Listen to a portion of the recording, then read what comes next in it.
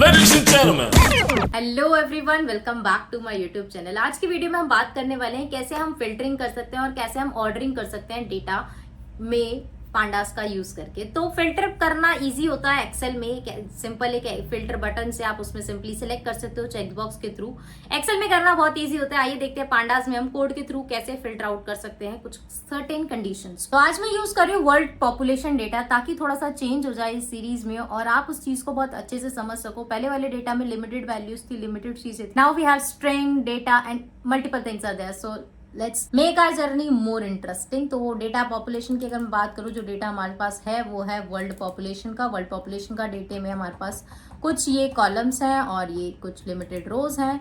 Let's see how to do filtering now. तो सबसे पहले मैंने पांडास को इंपोर्ट कर लिया। उसके बाद मैंने डेटा में अपनी फाइल में डेटा को इंपोर्ट कर लिया। डेटा को इंपोर्ट करने के बाद मैंने उसको प्रिंट किया, जिससे मुझे ये पता चला कि मेरे पास 234 रोज हैं और 17 कॉलम्स हैं। तो ये कुछ रोज हैं जिसके अंदर कंट्री, कैपिटल और कुछ ईयर्स की पॉपुलेशन के साथ साथ इस पर्टिकुलर कंट्री का एरिया, डेंसिटी, ग्रोथ रेट क्या थी, वर्ल्ड पॉपुलेशन की परसेंटेज क्या है, वो सब कुछ मेंशन है। तो इसी डेटा पे आज हम वर्क करने वाले हैं और सीखने वाले हैं कैसे हम फिल्टर कर सकते हैं या फिर हम कैसे ऑर्डर। तो बेसिक सी कंडीशन जो मैंने आपको लास्ट वीडियो में भी बताई थी, आपको लिखना है डेटा, देन डेटा के ऊपर जो भी कंडीशन अप्लाई करनी है, जिस भी कॉलम के ऊपर आपको वो लिखना है। तो मुझे रैंक कॉलम के ऊपर अप्लाई करना है और ये चेक करना है कि जहां पर भी रैंक जो है वो 10 से कम है वो मुझे प्रिंट करने हैं। तो मैंने यहाँ पे लेस देन इक्वल टू 10 लगाकर यहाँ पर डाटा प्रिंट कर दिया, जिसमें मेरा रैंक कॉलम में सारी वैल्यूज प्रिंट हो गई जहां पर भी 10 से कम थी और 10 के बराबर थी।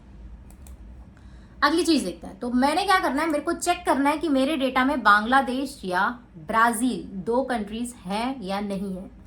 तो मैंने एक लिस्ट क्रिएट करी स्पेसिफिक कंट्रीज में। उस लिस्ट के अंदर मैंने वो दोनों नाम डाल दिया। अब मैंने यूज किया है इज इन डेटा के कॉलम में मैंने कंट्री पे लगाया डॉट इज इन लगा के मैंने स्पेसिफिक कंट्रीज डाल दी। तो जहां पर भी बांग्लादेश और ब्राजील मेंशन्ड है वो मेरे पास आउटपुट में आ जाएगा, जो कि मेरे पास यहाँ आउटपुट में आ गया। अगली कंडीशन है मेरी कि मैं ये चेक करना चाहती हूँ कि जहां पर भी मेरे डेटा में यूनाइटेड लिखा है वो मुझे आउटपुट में चाहिए। वो मैं सिंपली अप्लाई करने वाली हूँ सिर्फ कंट्री डेटा। तो मैंने लिखा है DF which is entire data. DF में से मैंने कंट्री कॉलम लिया है। कंट्री कॉलम में से मैंने स्ट्रिंग को चेक किया है कि जो स्ट्रिंग है पर्टिकुलरली कंट्री कॉलम में, it means this entire string, क्या उसके अंदर यूनाइटेड है। If yes print. ये स्टेटमेंट ये काम। फिर से समझते हैं। डेटा, फिर डेटा में से कंट्री कॉलम, फिर डॉट स्ट्रिंग, ताकि ये पूरी स्ट्रिंग को ले सके। उसके बाद मेरे को चेक करना है इस डॉट कंटेन्स चेक करेगा और क्या चेक करना है यूनाइट, और मेरे पास ये आउट। लास्ट वीडियो में हमने देखा था कि कैसे हम इंडेक्सेस को रीसेट कर सकते हैं। अगर हमें कोई सर्टेन डेट डालनी है तो हम कैसे डाल सकते हैं।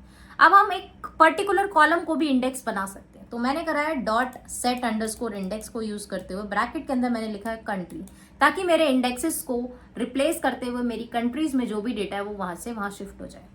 तो मैंने यहाँ पे शिफ्ट कर दिया और यहाँ पे मेरे पास country as an index use हो रहा है। अब जो मैं फिल्टर करने वाली हूँ वो होने वाला है कि मैं सिर्फ 2 कॉलम्स को प्रिंट करना चाहती हूँ, बाकी एंटायर डेटा मैं प्रिंट नहीं करना चाहती हूँ। मैं जस्ट फिल्टर कर रही हूँ उसको। तो मैंने क्या करा है, यहाँ मैंने अपना वेरिएबल चेंज, मैंने यहाँ लिखा है डीएफ। अब मैं DF2 पे ही कंटिन्यू कर रही हूँ। मैंने DF2 पे लिखा है DF2 डॉट फिल्टर। DF2 पे फिल्टर अप्लाई करा। Item is equal to continent CCA3, axis is equal to 1। अब इसको ध्यान से समझते हैं। मैंने इसमें 2 कॉलम चाहिए जो है कॉन्टिनेंट्स एंड CCA3।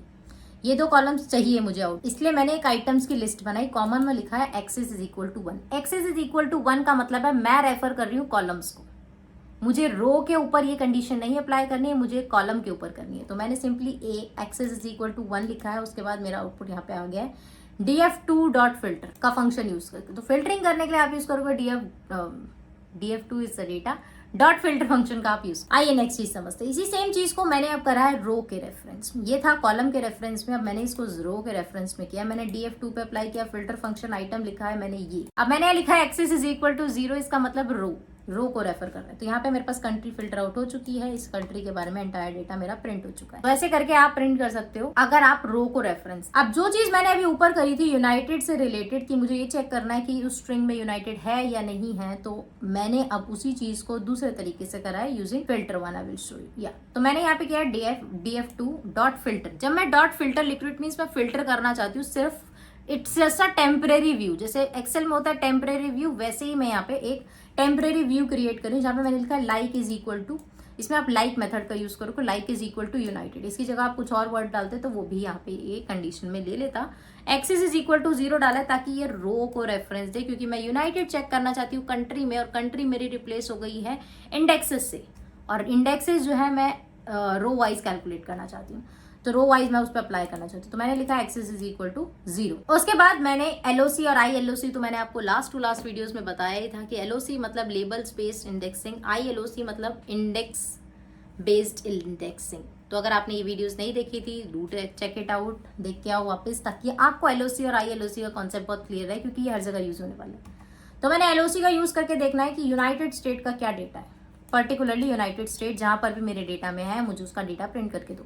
तो इसने मेरे पास ये कुछ ऐसे फॉर्मेट में मेरे को प्रिंट करके दे, जिसमें मेरे पास each and every data, each and every column का आउटपुट में आ गया। वैसे ही हम ILOC यूज कर सकते हैं। थोड़ा सा ऊपर चलते हैं और थोड़ा सा रेफरेंस लेके आपको मैं चीज बताती हूँ। जैसे आपने यहाँ देखा होगा, ये मेरा first row, second row, third row, fourth row ऐसे करके, पर जब हम इंडेक्सिंग करते हैं तो वो 0 से स्टार्ट होती है, मतलब 0 1 2 3 3 मतलब मेरे पास अमेरिकन का आना चाहिए 213 ASM। अब मैंने लिखा ILOC, ब्रैकेट में लिखा है 3, तो मेरे पास वो सारा डेटा आ गया है ASM का 213, और ये हमारा आउटपुट प्रिंट। ऐसे करके आप ILOC और LOC का यूज करके भी फिल्टरिंग कर सकते हैं। लास्ट कंडीशन समझते हैं, जो है डेटा के ऊपर हम अप्लाई कर रहे हैं, जिसमें हमने मल्टीपल कंडीशंस का यूज किया है। तो एक चीज समझते हैं, DF रैंक लेस देन 10, जहां पे भी रैंक लेस देन 10 है, उन वैल्यूज को सॉर्ट आउट करो on the basis of continent and country, जिसमें वैल्यूज हम असाइन कर रहे हैं। Ascending order is equal to true comma false. जब मैंने फॉल्स कॉमा ट्रू लिखा, मतलब फॉल्स जो है वो किस पे अप्लाई होगा, इस पे। ट्रू जो है वो किस पे अप्लाई होगा, इस पे। ऐसे करके मैंने इसमें यहाँ डाटा प्रिंट कर लिया। तो ये हमारा हो गया final output. So if you like this video, don't forget to like this video. अगर आपको कोई भी क्वेरी है तो आप नीचे कमेंट कर सकते हो। अगर वीडियो पसंद आई हो तो वो भी आप कमेंट करके मुझे बता सकते हो। So until the next video, bye bye.